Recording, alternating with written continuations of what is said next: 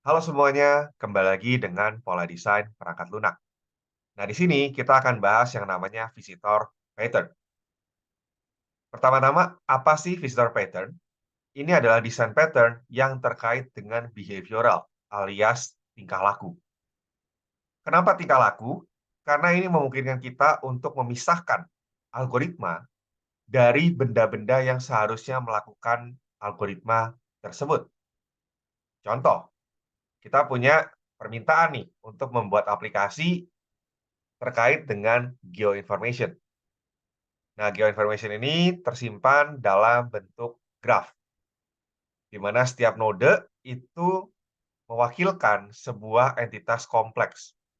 Bisa jadi itu kota, tapi juga bisa jadi ke hal-hal yang lebih eh, spesifik, seperti industri, lalu tempat-tempat wisata, gitu ya.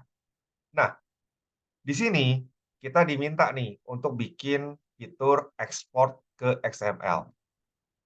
Sebenarnya kan cara paling gampang, udah aja di setiap node kita bikin sebuah metode untuk ekspor ke XML. Lalu nanti program utama tinggal panggil, gitu kan. Tapi misalkan ternyata di sini, em, misalkan klien kita itu nggak mau hal itu terjadi. Misalkan dia bilang ini kodenya nggak boleh dirusak. Kode dari map sebagai graf itu nggak boleh dirusak.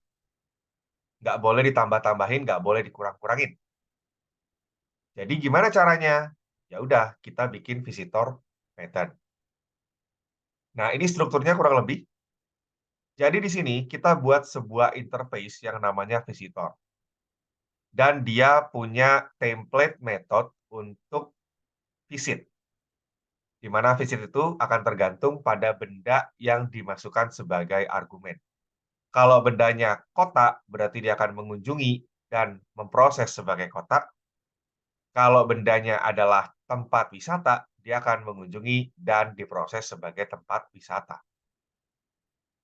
Nah, di situ nanti bawahnya ada concrete visitor. Berarti ini adalah kelas visitor yang sebenarnya, dan tujuannya adalah mengimplementasikan setiap metode visit yang ada. Nah, di sini concrete visitor ini sudah tahu sebenarnya apa yang harus dilakukan, ya. Karena bendanya jelas. Kalau yang masuk adalah kota, berarti lakuinnya apa? Kalau yang masuk adalah tadi sebagai tempat wisata, ngelakuinnya apa?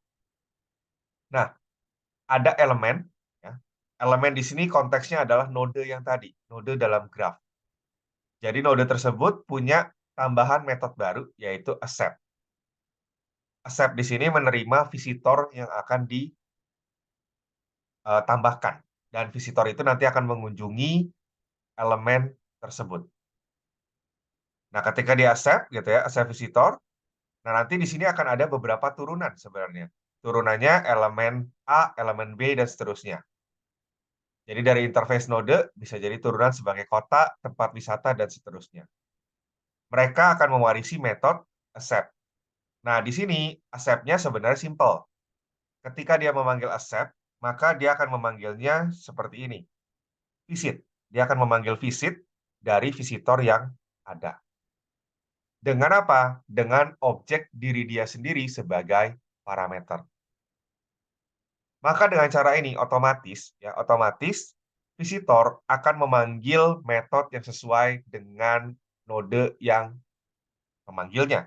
Jadi kalau nodenya adalah kota, dia akan visitnya sebagai visit city. Kalau yang dipanggilnya adalah tempat wisata, berarti dia akan memanggilnya yang tempat wisata. Kapan kepake seperti ini? Pertama, kalau kita menggunakan kode gitu ya. Kode yang mungkin kompleks gitu kan, kompleks. Nah, di sini kita pengen melakukan operasi untuk semua elemen yang ada tanpa terlalu ngubah-ngubah kodenya. Terus juga kita bisa menggunakan ini kalau misalnya kita pengen merapihkan ya, merapihkan bisnis logiknya.